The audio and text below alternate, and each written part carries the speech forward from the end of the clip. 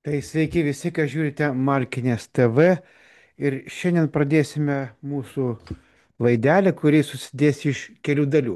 Bet iš pradžių mes aptarkime, ką mes apskritai išgirsime, ką aš pranešiu ir kokios temos dominuos šiandien. Tai pirmiausia, mes pakalbėsime apie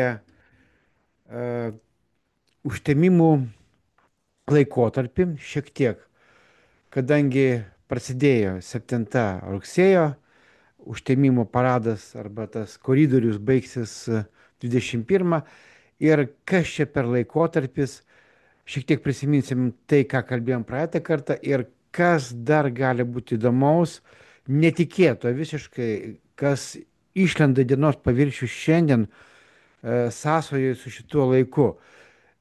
Laikas tikrai yra įdomus, jisai sudėtingas, jisai yra kontrastingas ir nenuspėjamas įvykių prasme savo turiniu. Todėl dar kartą apie tai pakalbėsim. Sekantis dalykas, ką mes pakomentuosim, šiek tiek dabar yra naujos informacijos apie 3I Atlas asteroidą, kometą, kaip ten kas ją vadina. Vėlgi dar pasižiūrėsim iš kitos operos, iš kitos pusės, kas tai per daiktas, kuris jau dabar Marsą turėtų pasiekti visai netrukus.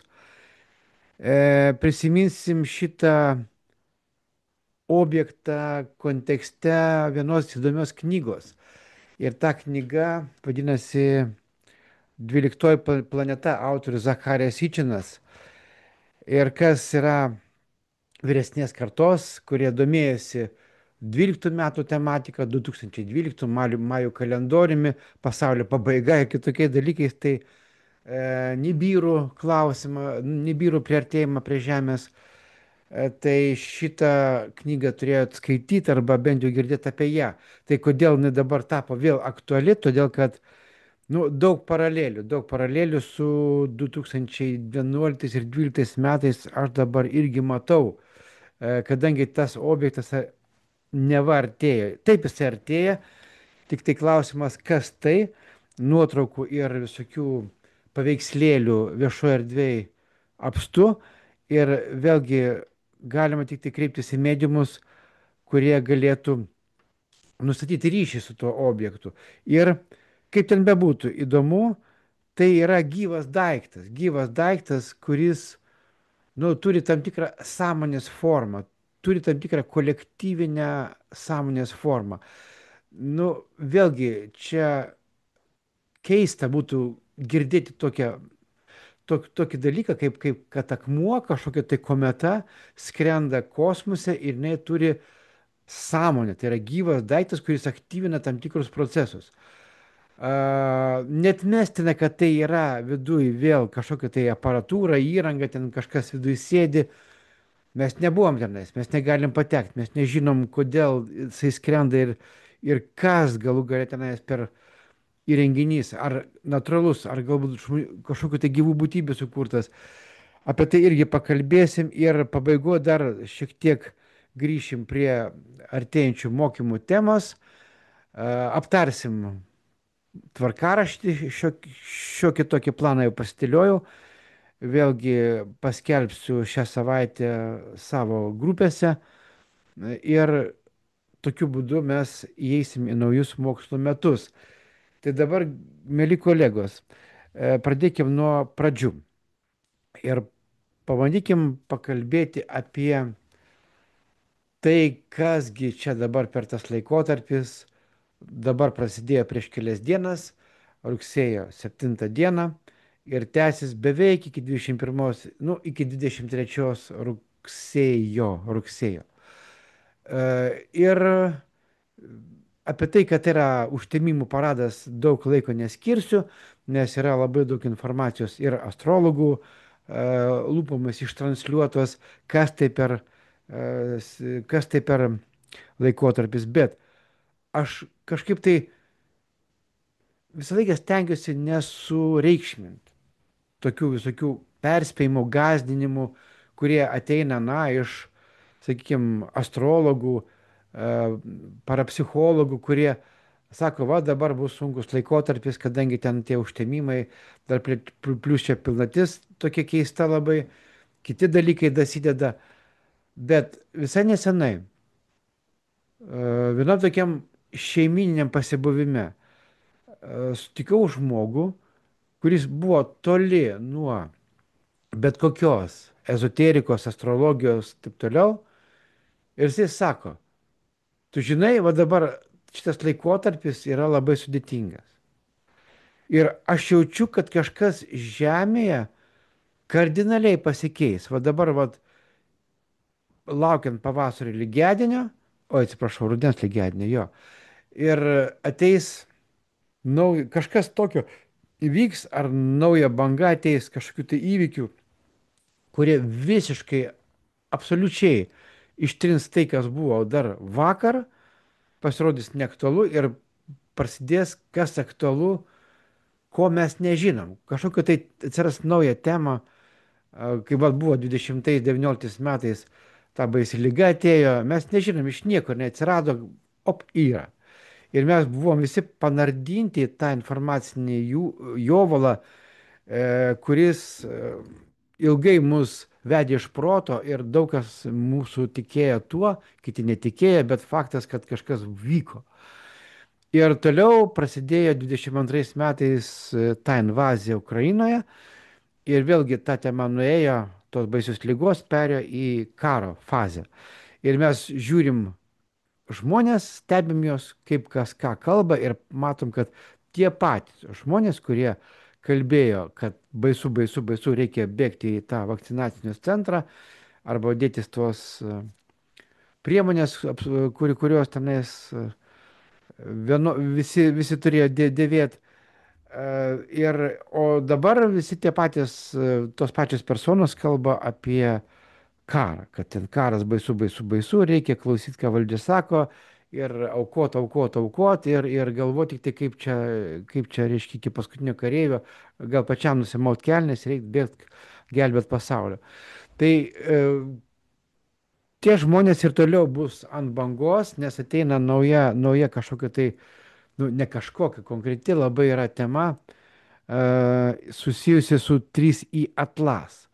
Ir kadangi tas garbaus amžiaus žmogus prie stalo visai tolimas nuo bet kokios informacijos apie tai, ką mes kalbam tokiuose ir kitokiuose laidose, jisai kalba, va dabar ateina 2 savaičių periodas, kai kažkas kardinaliai keisis. Ir tai, kas buvo šiandien arba vakar aktualu, tai bus visiškai kaip naujas puslapis kažkas tai. Aš jo klausiu, kas čia, nauja lyga ar kas? Nežinau, aš sako, jaučiu, širdimi jaučiu, kad kažkas tai ateina, kažkas tai ateina. Nu gerai, mes tada bandom ieškoti, kas gali ateiti. Taip, reikės naujų energijų, reikės naujo pasiruošimo ir tas laikotarpis, užtemimų, tas paradas, kas bet atsitiktų per jį arba jo laikotarpiu iki ten lygiadienio ir vėliau, reikia turėti savyje tokį skepticizmą, ką aš irgi dažnai, aš išklausau teorijas, visokios perspėjimus, astrologų, beleko, bet aš, niekada nepriimu už gryną pinigą, b, visą laiką patikrinu, turiu švituoklės, svarelis ir viską, ką reikia, kad patikrinti informaciją. Nu, ir patikrinu, ar ta informacija tikrai tikra, ar čia kažko reikia bijot ar nebijot. Faktas, kad nereikia nieko bijot. Ir didžioji daugumoje, nu kaip, vėlgi aš grįžtu prie tos pačios temos, kurią pavasarį išdėščiau.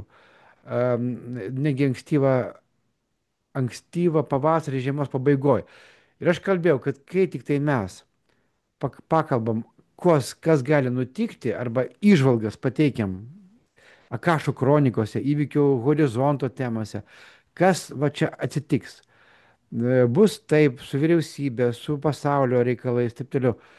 Ir mes pasakom savo nuojautas, įžvalgas. Galima ten lankstyti tą laiką erdvę, perskrosti jį peštuku į kitą tašką, ateityje nuskaityti informaciją, grįžti ir dabar bandyti interpretuoti, kas ten gali nutikti. Viską tai galim daryti.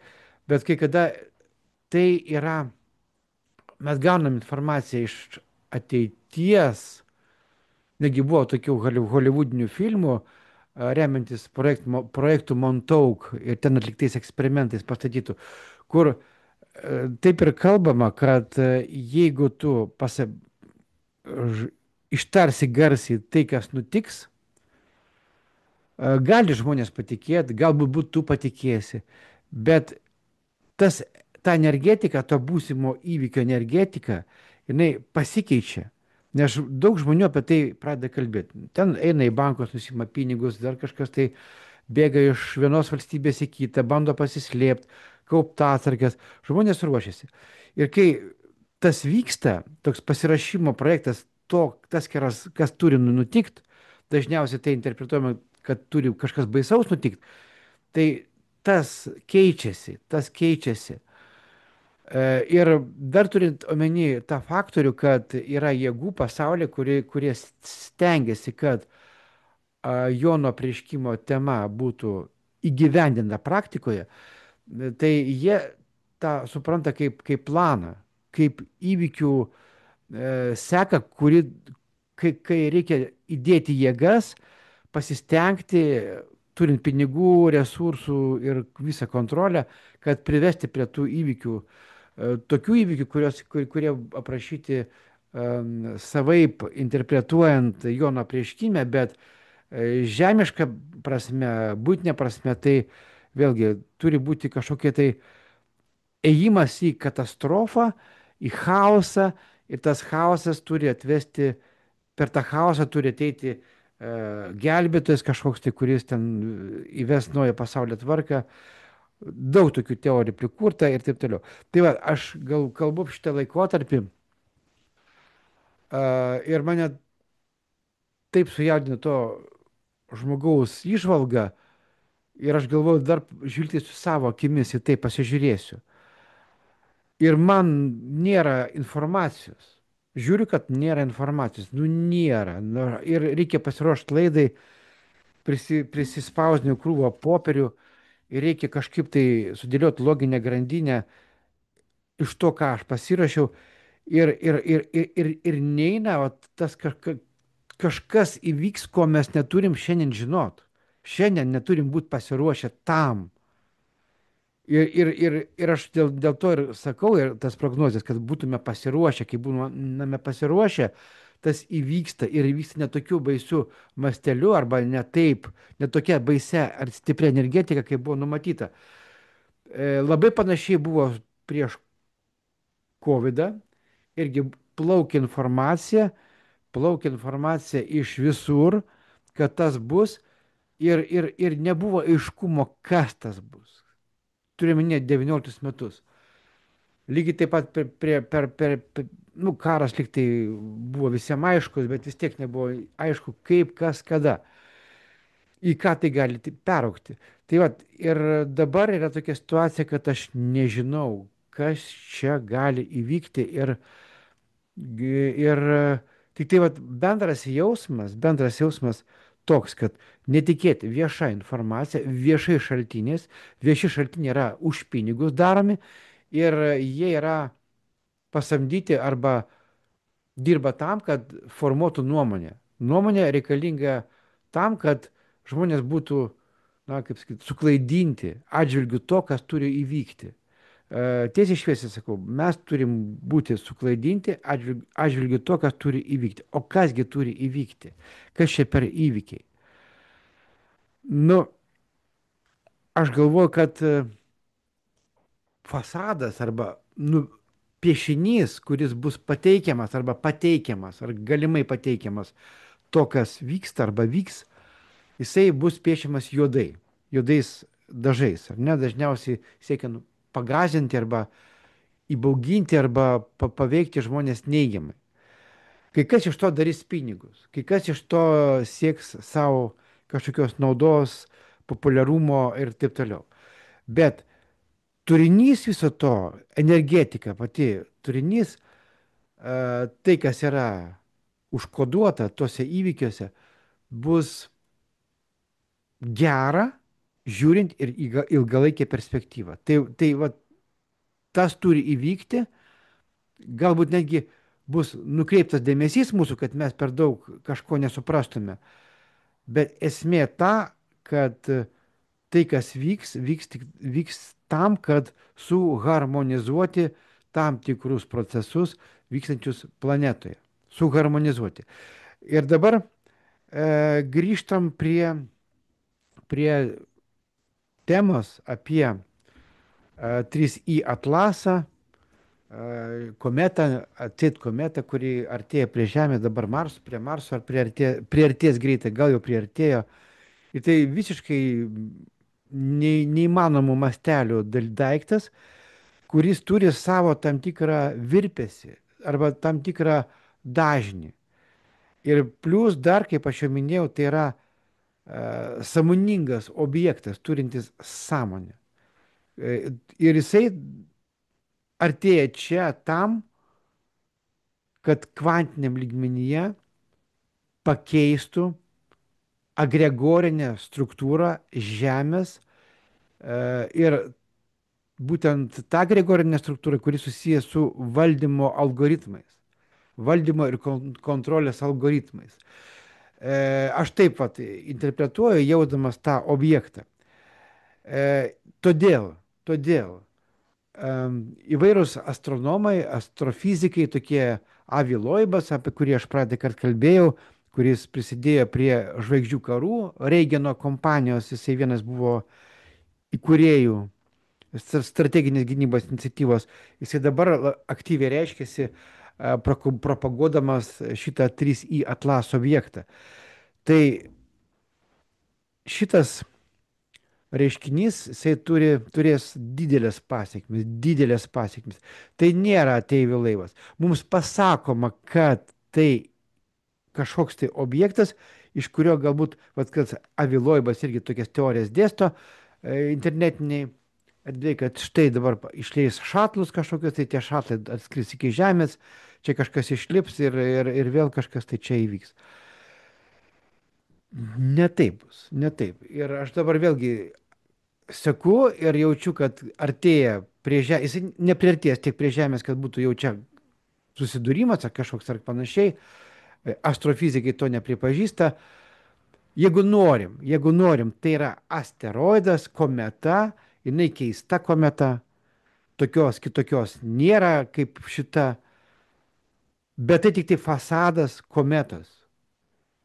Iš tikrųjų, ten ateina visiškai nauja informacinė vibracinė bomba, kuri pirmiausia nutaikyta į valdymo elitą, į struktūras, į egregorus, į tai, kas struktūrizuoja mūsų sąmonę ir padaro ją, kaip čia pasakyti geriau, pabėgo tas žodžių junginys, kurį norėjau ištart, bet tai yra, išformuoja mūsų pasaulėžiūrą tokią, kokią mes ją pripratę išpažinti, suprasti 19 amžiaus pabaigoje, 20 amžiaus per visą laikotarpį ir 21 amžiaus pradžioje. Tai yra kažkas, tai va, jeigu norime dar artimesnio tam termino, tai yra kvantinis šuolis. Tai vėlgi, primityviai traktuojant, jeigu remsimės kokiu nors ten Avi Loibu ir panašiais astrofizikas ir piešiniais internete, socialinėje erdvėje, kad ten kažkokie langai šviečia iš to, kad tenais iš vidaus kažkas tai spinduliuoja. Visas tas yra, bet tai yra ne tas objektas, iš kurio išskrenda kažkokie tai šatlai, kaip kalba Loibas, ir jie čia atskrenda kažką padarė. Ne. Tai yra poveikis per atstumą. Distancinis pultas. Jeigu, gera mintis atėjo, distancinis pultas. Kažkas iš labai toli atsiuntė distancinį pultą, kaip per distanciją, arba anteną distanciniam pultui. Ir ta antena distancinio pulto paruošta perjungti bangas iš vieno diapazono prie kito. Labai buitiškai pabandžiau pasakyti tai, ką aš buvau pasiruošęs, bet pamiršau kitais žodžiais pasakyti. Tai va, tai visa tai susiję. Ir dar tam tikrų pikantiškų detalių apie 3i atlasą. Vėlgi, šiek tiek pakalbėsim apie 12 planetą Zacharija Sičino, kadangi tai labai panašus momentas, apie kurį mes kalbėjom 2011, 2012 metais, kai buvo daug ir tiesos, ir spekulacijų apie Nibirų, apie Anunakių planetą, kuri turi tą elipsės formos e, orbitą aplink Saulę, kaip ir 3i atlasas. Dabar kodėl taip keistai vadinamas 3i atlasas? Tai 3i atlasas, e, ka, pirmiausia, tai yra, kaip čia pasakyti, tai yra, kodėl jis taip vadinamas? Tai yra kodas, tam tikras kodas, mes va, tai skaičių sekų kodų naudojam. 3i, tai yra 3i, kodėl? Tai yra trečias patvirtintas tarp žvaigždinis objektas aptiktas 25 metų Liepos 1 dieną. Atlasas, kodėl atlasas? Todėl, kad atlasas yra teleskopas, stovintis Čilėje. Tai dabar, ką mokslininkai išsako, visokie loibai panašiai, tai kometos tipo objektas, atsiradęs už Saulės sistemos ribų, kažkaip keistai jisai Kuiperio juostą perėjo, nu, didelis daiktas turbūt taranavo. Ir artimiausias priartėjimas prie Saulės, pačios Saulės, o taip pat prie Žemės, numatytas 25 metų, tai yra šių metų spalio 30 dieną. Ir jis nesukelia jokios grėsmės Žemei, tokios astrofizinės grėsmės, ten, kad ten priartėjęs, ten savo trauka kažkokiu tai kitų poveikių, ne. Tai prie Žemės jisai irgi panašiai bus apie spalio 30 šiek tiek vėliau, bet dabar jisai gal arčiausiai bus Marso. Ir ten, šalia Marso, kažkur tai kaba Europos kosmoso agentūros orbitiniai zondai ir bandys jį nufotografuoti ir išanalizuoti. Šito objekto 3i atlas dydis yra, nu, baisiai didelis daiktas. Nu, tikrai analogų neturintis jo dydis. Yra 40 km ilgis. O laivas, kosminis laivas, jis vadu 40 km dydžio. Ir jisai keistai spinduliuoja. Ir mokslininkai sako, kad jis atspindi Saulės šviesą. Arba nuo kitų objektų kažkokių tai kaip žvaigždės irgi atspindi šviesą. Kodėl jisai keistas? Todėl, kad jisai spinduliuoja per daug nikelio. Ir to nikelio emisijos pagal spektrą yra didesnis negu paprastai būna pas kometas. Taip pat yra daug geležies, kas irgi yra neįprasta natūraliems kosminiams objektams, bet būdinga įvairiems pramoniniams objektams arba metalo lydinių, kai yra naudojami metalo lydiniai, įvairių geležies, nikelio ir panašiai. Taip pat daug CO2 ir vandens garų. Taip pat keistas yra šviesumas ir šviesos atspindėjimas. Šviesumas 10 gigavatų ir tas šviesumas, jisai artėjant prie Žemės, jisai, nu, jo daugėja. Ir Hubble, ir James Webb, ir kiti teleskopai tai mato. Tai va, ir dabar su Zacharija Sičinu, kuo tai siejasi. Dar čia pridėti reikėtų, kad jo orbita yra elipsinė, panašiai taip, kaip Zacharijas Sičinas piešė savo knygoje 12 planeta, kalbėdamas arba rašydamas apie Nibirų arba Marduko planetą. Tai va, kas yra Zacharijas Sičinas, tai yra JAV rašytojas. 10 metais jisai išėjo iš mūsų pasaulio, prieš pat tą visą 12 metų temą jį matyt nuėmė. Ir jo knyga 12 planeta buvo išleista 76 metais. Ir pasak tos knygos, Mesopotamijos tekstai, kuriuos jisai nagrinėjo, molinės lentelės, rašo apie tai, ir jisai tas lentelės nagrinėjo ir vertė į šiuolaikinę anglų kalbą,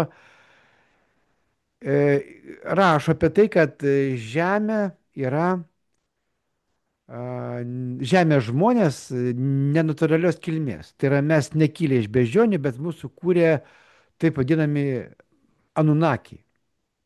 Ir jų veikla Žemėje yra tokia, kad klausimas, kas pastatė piramidės, kas pastatė įvairius megalitus, Maču Pikčių, Pumapunkų, taip toliau, Babilonas, Egiptas, Šumerai ir taip toliau. Ir šios būtybės, anot Sičino, atvyko iš hipotetinės planetos Nibiru, kuri jo teigimu skrieja elipsinę orbitą aplink Saulę 3600 metų. Ir dabar, kai mes girdim apie 3i Atlas, mes vėl girdim apie tą pačią elipsinę orbitą. Tai va, ir idėjas, kad 12, tai yra 12 planeta, Nibiru yra 12 planeta. Ir kaip vat, pabandysiu paprastai esmę. Jinai artėja prie Žemės, iš Žemės, kai jau netoli orbitos Žemės yra, jinai turi aplink Saulę apskristi tokį kiaušinio formos orbitą ir grįžti vėl kažkur tai už Saulės sistemos ribų.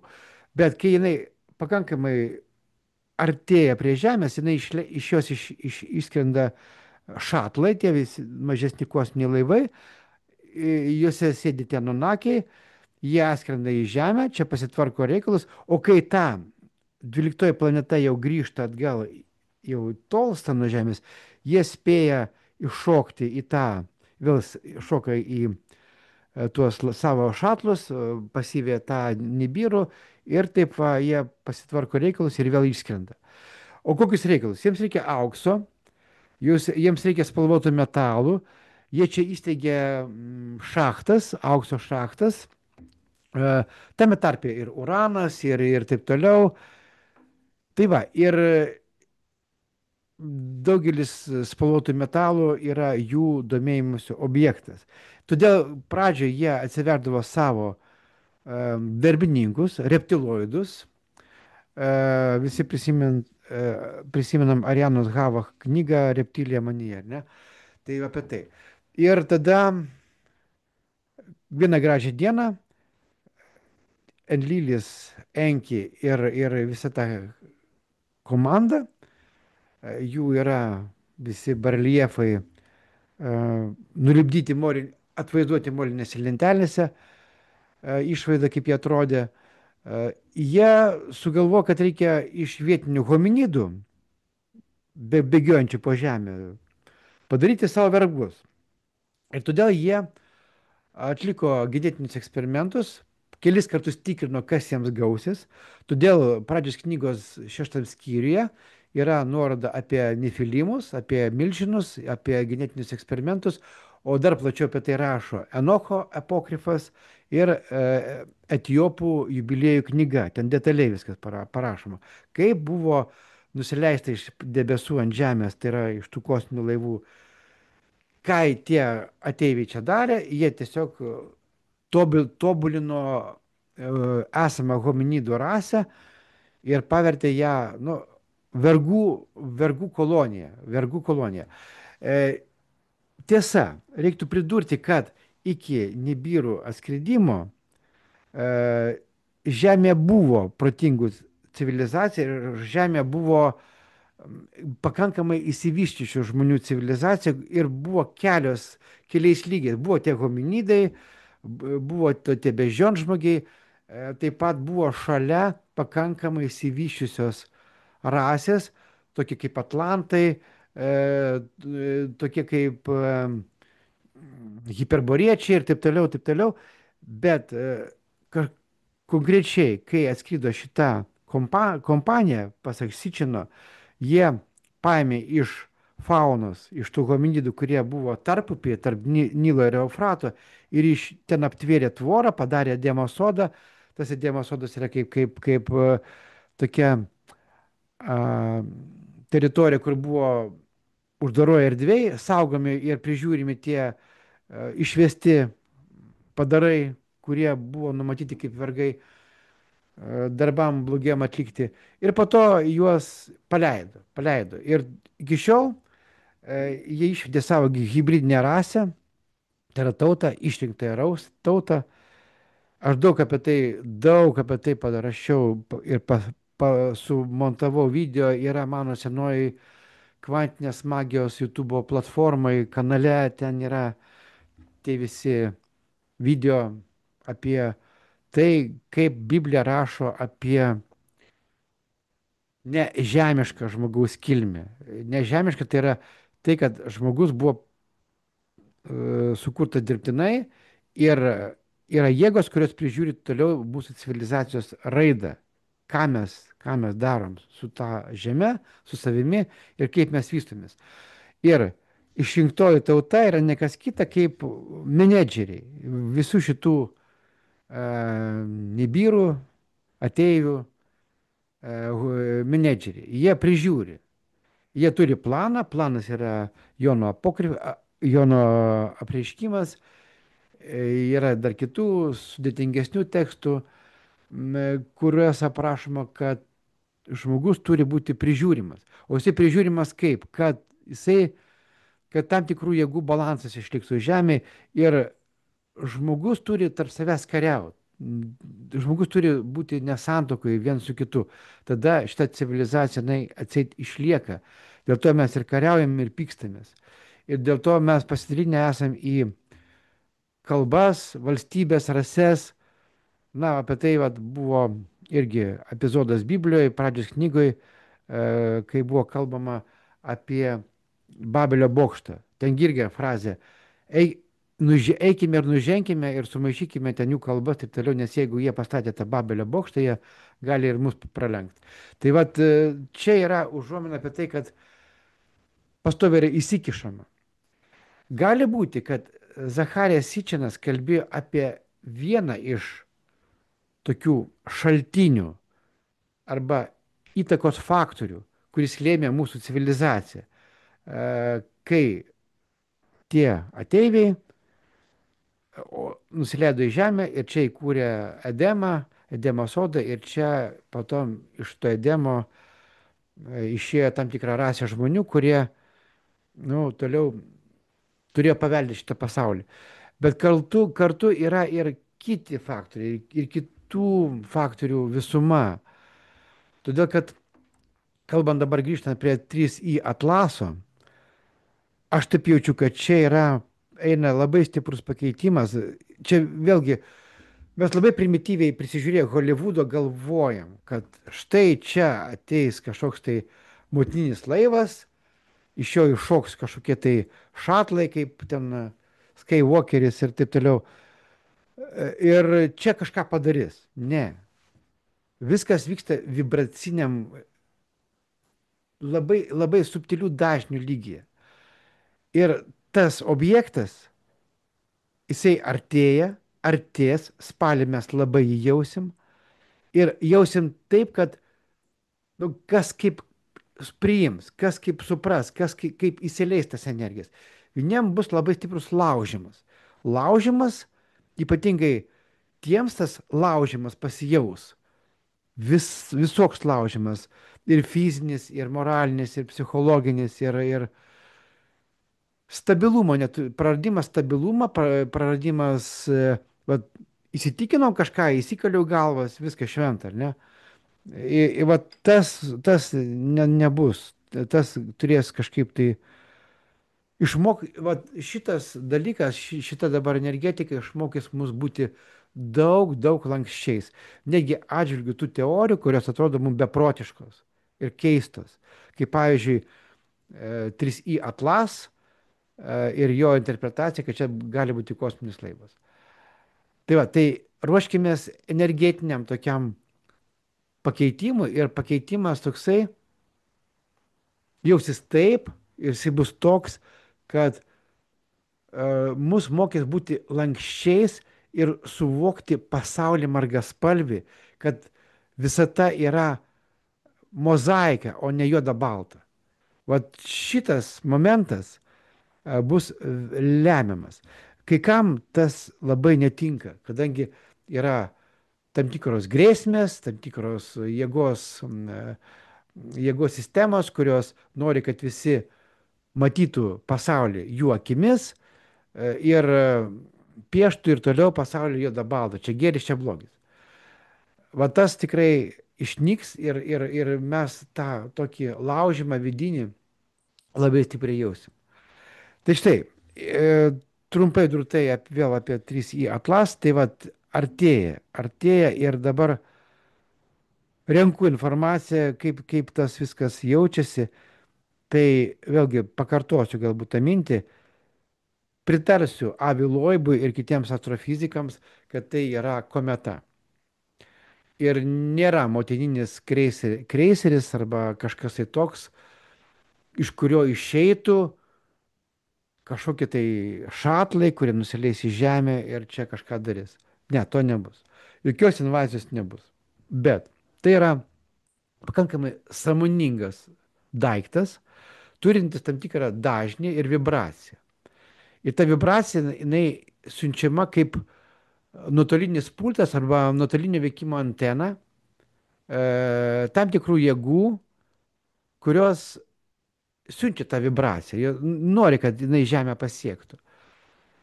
Ir čia šita vibracija, šitas naujas kažkas tai tokio ore tvyrantis daiktas, kurio aš nežinau, bet jaučiu, kad kažkas keičiasi, va tas kaip tas Bočius pasakė, aš nežinau, bet kažkas keisis, aš nežinau, bet kažkas, va, jaučiu širdimi tą vibraciją, tas kažkas tai tokio. Tai va tą va, jaučia daug kas. Ir va čia yra va, tas dalykas, kuris neramina, kaip toliau tą interpretuoti. Tai va, tai nuotolinis pultas antena. Jėgų, kurios nori čia žemė pokyčių. Tai jeigu norim kalbėti apie invaziją, taip, tam tikra prasme invazija, bet invazija yra nuotolinė. Ne fizinė, kaip ten aliens arba kokie nors ten Stargate'ai arba kokie nors ten kiti Hollywoodo blockbusteriai kosminiai. Beje, sutapimas toksai, kad Svetimas žemės serialas startavo, geras serialas, mano akimi žiūrint, aš jį pradėjau, pirmas serijas man nepatiko, dabar man pradėjo patikti. Daug atsakymų gaunu, tai irgi Disney Plus platformai galite pasižiūrėti.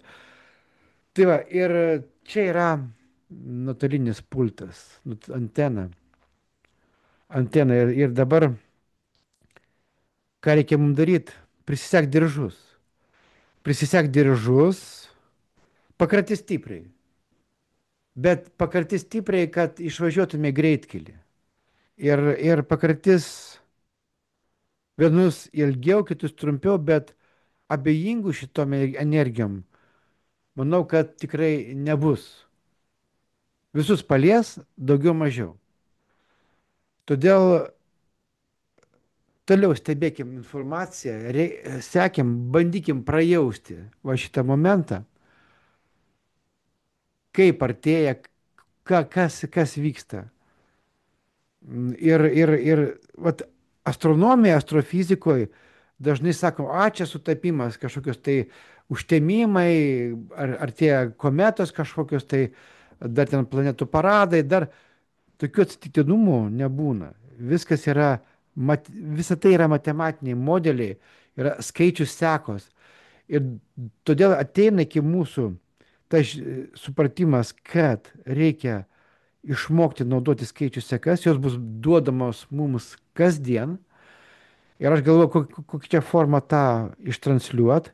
Galbūt reikia eiti į mano nemėgstamą žanrą, į TikTok arba Instagramą ir daryti trumpus reelsus su kiekvienos dienos arba bent jau savaitės vibracijomis. Tos vibracijos bus įvilktos į skaičių sekas. Ką reikės daryti, turint tas skaičių sekas? Tas skaičių sekas reikės, nu kaip, jas matyti, pasidėti šalia, kažkur tai kartot mintise. Ir jos atliks funkciją, kai svarstykliuose svoriai, jėgos pasidalina po lygiai ir tada ateina kažkas naujas, taika, ramybė, dar kažkas tai. Vėlgi, kalbant apie taiką ramybę, turbūt irgi būtų klaidinga sakyti, kad tai būtent tai ir bus. Ne. Yra daug žmonių, kurie tie dalykai, tie pokyčiai, apie kuriuos kalbu, kuriuos mes jaučiam, visiškai nesiasocijuoja su taika ramybė. Jiems yra praradimas, jiems yra griūtis, jiems yra visiškai to seno pasaulio, kuris buvo jiems priprastas praradimas. Tai yra, įsivaizduokit, kad stovi namas ir jisai sudega. Tai įsivaizduokit, kad tai yra trauma žmonėms. O tas namas yra jų pasaulis, kurį jie statė daug metų, kiek jie yra gyvi, tiek statė. Iki jų dar statė jų tėvai, protėviai. Ir tai, taigi tas namas dega. Tai yra ne fizinis namas, tai yra sistema. Sistema, kuri pirmiausiai per egregorinį valdymą yra pajungta per mus ir mes, dekoduodami tą dalelių srautą, jų valioje, turėdami tą pasaulyje žiūrą, pagal juos ir spalvinam tą pasaulį arba nutapom tą realaus pasaulio vaizdą. Tai dabar įsivaizduokit, kad jie turėjo tą galę mumis manipuliuoti dabar viskas. Tai vėlgi, tai yra vieniems praradimai, kitiems atradimai.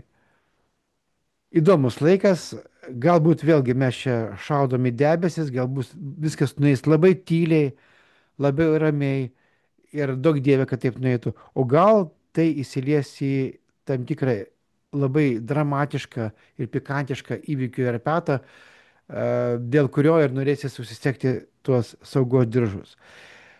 Tai va, tiek išvalgų ir dabar pabaigai norėčiau dar šiek tiek apie tą mokymų sezoną pakalbėti.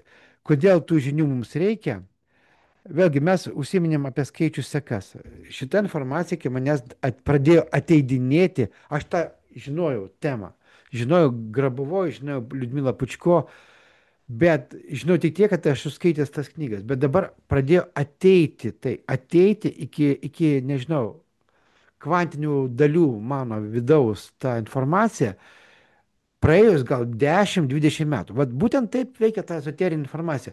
Tu gali skaityti knygas, žiūrėti filmus, taip toliau, bet ką tu gali žinot, kada tas ir išmuš. Man dabar vat išmušė. Ir ne tik reikia ir prisiminti ir Joną Gervę. Ateis laikas, kai mes Joną Gervę prisiminsim. Ir aš manau, kad aš pats jį dar neužmiršau, neprimiršau ir reikės apie tai daryti irgi. Ten irgi kalba eina apie tą patį praktiškai. Tai štai, dabar pabandysime mes apibėgti trumpai drūtai temų sąrašą. Vėlgi, mums to šios žinios reikalingos tam, kad įgauti įrankius. Įrankiai kokie? Mokėti naudotis virgulėmis arba šituoklėmis. Nes skaičių sekos dažniausiai, pirmai žingsniai sudaromos naudojant tais įrankiais. Taip pat mes kalbėsim apie astralinius kvantinius parazitus ir interferencijas. Labai įdomi tema čia buvo dar 19 metais populiari, bet dabar vėl naujom akim pasižiūrėsim. Kalbėsim apie kontraktus. Kiekvienas siela iš mūsų turim kontraktus. Kas neturi, tas jau neturi, bet yra dauguma žmonių, kurie turi kontraktus su atskirom būtybėm, egregorais, įvairiais valdymo aparatais, kurie kaba irgi.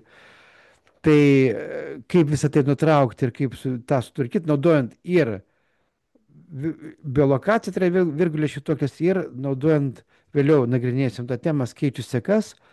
Toliau, 5 tema. Egregorai. Kas yra egregorai? Kolektyvinio proto kolektyvinės sąmonės fenomenai ir bandysim tą sujungti su dirbtiniu intelekto tema.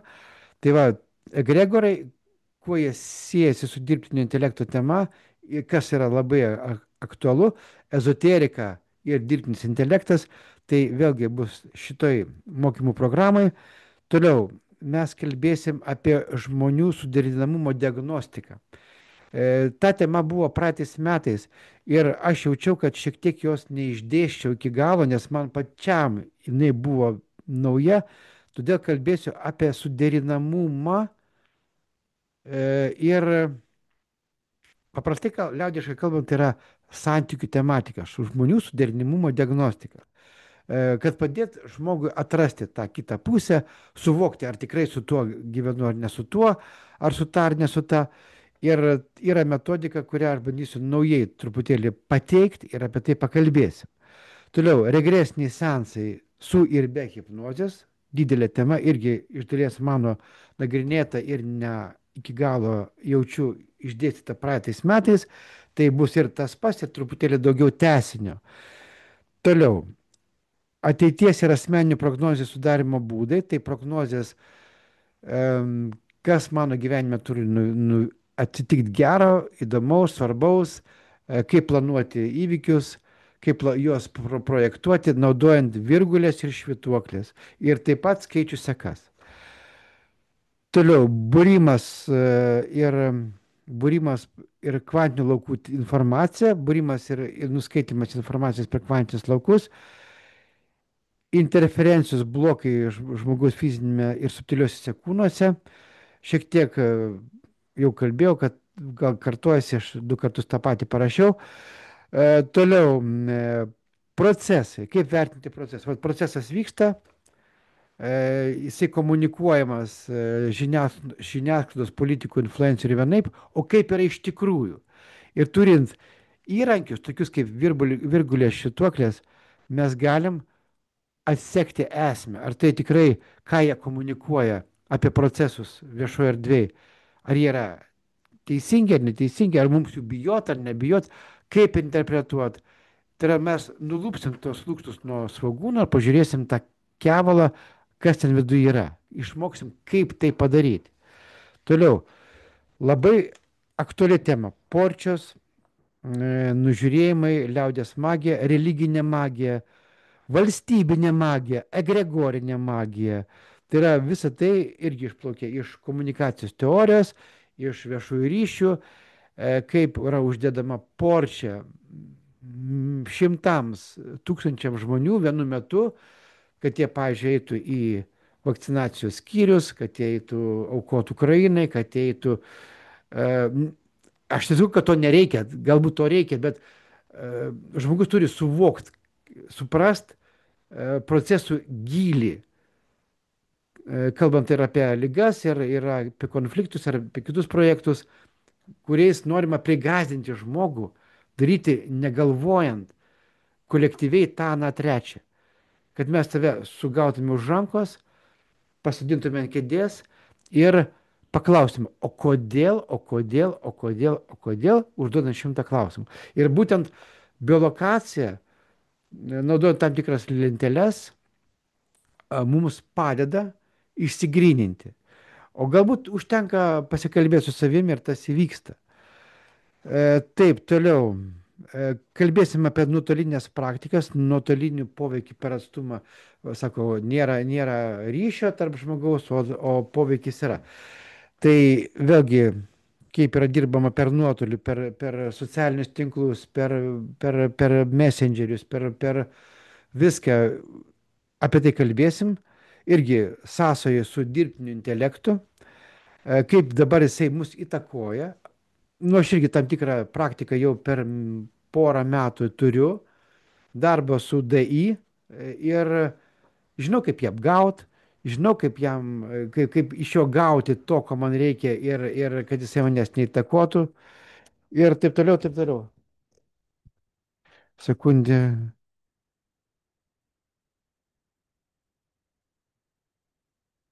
Taip, taip, tai va, tokia informacija.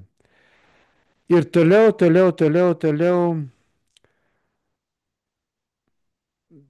kalbėsim apie maisto pasirinkimą, kaip pagal, vat yra tokie irgi naujausi duomenys apie tai, ir čia biolokacija net nėra paskutiniai vietiniai svarbi čianais. Ir esmė kokia čianais? Esmė tokia, kad mes tame metabolizme, tuose metabolizmuose savo, juos reikia pažinti. Ką mes galim valgyti, ko negalim valgyti. Ir mūsų žarnynas turi tam tikrą irgi sistemą, algoritmą, kokiu laikotarpiu ką valgyti, kad mes nepriauktume svorio, kad mūsų neištiktų lygos ir taip toliau. Ir vėlgi čia Virgulo švytuoklis labai padeda. Ir kalbėsime taip pat apie medicinę dalį, tam tikrą, gal sakyčiau, ne medicininę, čia medicinos nebus, visuomenės sveikato arba sveikatinimosi kryptimi Virgulės švytuoklės, kaip jas galima naudoti. Ir kartu tai dar saugumo technika. Kaip apsisaugot, kad darbas būtų sklandus. Visą tai, ką dabar pasakiau padrikai, bus surašyta šią savaitę mano grupėje Kvantinė magija Vilnius ir kitose grupėse. Ir tada galėsite pasižiūrėti, ar jums tinka ar ne, ir prisijungti prie mūsų mokymo programos. Čia ne tik tai grupė, kuri klauso. Tai mes kūrėme bendruomenę, kuri turi įrankius, kad dirbtų harmonijos, šviesos, tvarkos ir meilės kryptimi. Tai štai, kitas klausia, ir tokių klausimų aš dar ne vieną randu, ar galima čia derinti, nes galbūt paskaitos vyks vėlai vakare arba anksti ryte ir aš neturėsiu laiko. Arba kitoje valstybėje, kur laiko juostas skiriasi. Dirbam taip, mes dirbam taip, yra laikas, kada vyksta, yra daromi įrašai ir jie po to bus pasiekiama grupėse, uždarose grupėse. Tai vėlgi, ką reikia padaryti, tai tiesiog parašyti man į Messengerį, aš atsakysiu visus klausimus. Bus daugiau dar informacijos, aš tik pradėjau tą propagandą, galbūt išeisiu ir į kitus socialinius tinklus, dar nežinau, nors man yra stigma eiti į TikTokus ir Instagramus, aš negaliu pereiti, aš jau ir nekalbu apie telegramus ir taip toliau, man tai yra tema labai sudėtinga, aš norėčiau ten dalyvauti, bet neperlipu per save, yra sudėtinga, bet viskas įveikiama. Tai va, kol kas informacijos tiek, viskas bus parašyta, sekite informaciją grupėse ir tada tam kartui tiek, ačiū Jums už dalyvavimą, iki kito karto, mėly bičiuliai.